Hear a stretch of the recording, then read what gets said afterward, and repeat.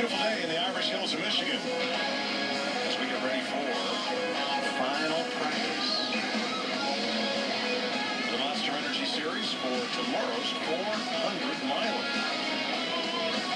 All your favorite drivers are at the ready for this final practice.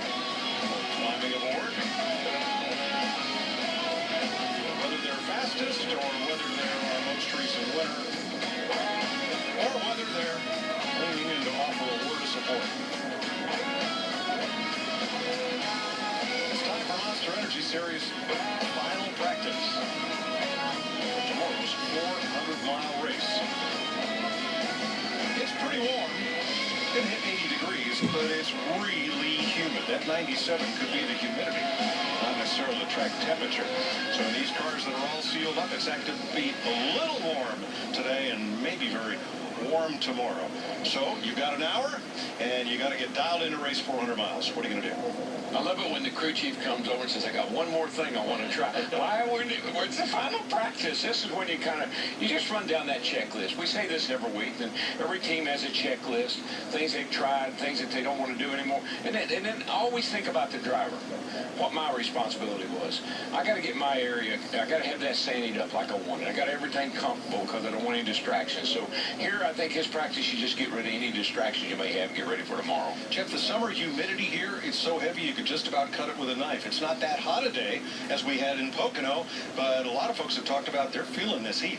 Well, the cars are sealed to this racetrack. This track is fast. It's very smooth. The teams and engineers can really get aggressive sealing these cars off. Side skirts, front splitter. What does that do? Stalls all the air underneath the car, and so all that radiating heat from the engine, from the oil tank, from the exhaust comes right up into the cockpit to the driver.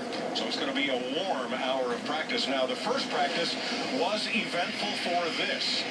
Jimmie Johnson lost it going into turn number 3, kept it off the wall, grabbed third gear, but it was pointed toward the grass.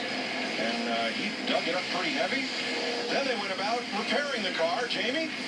Well, the team did go to work, and we even heard from Jimmie Johnson, who said it's not so bad, we're going to fix this primary, but not so fast. After trying to fix it, you see the left front right here, the sheet metal only got worse as they tried to repair it. It was actually separating. Same goes for the splitter. It wouldn't go back to its original position. And, of course, we know here at Michigan it's all about aero, and that was definitely a disadvantage. Chad went to NASCAR. They approved the backup. They brought it out, and, guys, for the last hour and a half, it has been all hands on deck with Team Hendrick. There's members of all 4 teams here trying to get this car ready so Jimmy can get in it and turn some laps. But as we've learned over the last year, starting in the back for Jimmie Johnson, not necessarily a bad thing. 4 of his last 5 wins came from starting in the back.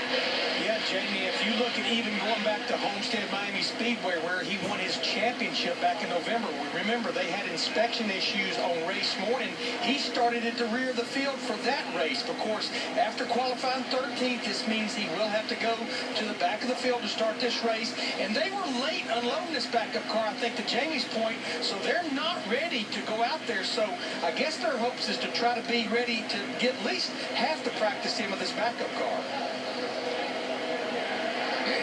I laugh. You can't do this anymore, but I remember when we would start to fix a car at the track, and they'd say, oh, no, don't uncover that. Oh, no, don't let anybody see that. And so they don't do that anymore, but that was a problem we used to have back in the day. They were kind of hard to fix at the track. Well, that's when they truly were backup cars. I mean, we're headed from here to Sonoma. Your backup car back then, Darrell, might have been your Sonoma primary. It was actually a car that was out at the Kmart at the time. Had to go down there and get it.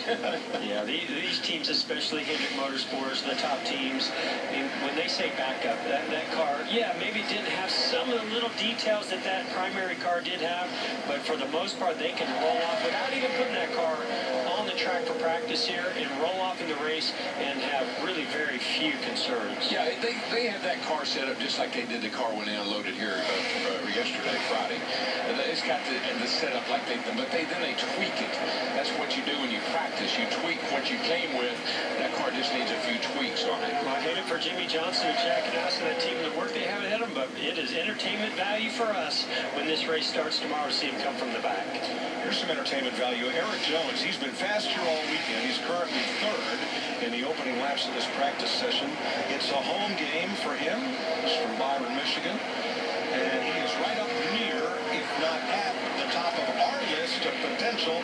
first-time winners. A lot of times when we look at the times on the time chart and look at practice speeds and all those things, I don't put a lot into winning practice. I think it's about a 5, 10, 15 lap average.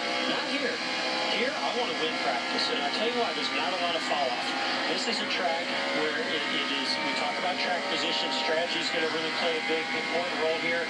But when you have speed in your car, whether it's for one lap, it seems to stay there for 5 to 10, almost through an entire run.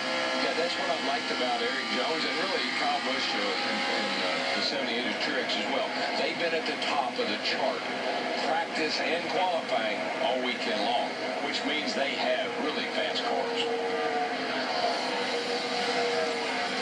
Busch, Larson, Jones, Truex, and Blaney are the fast 5 at the start of this practice.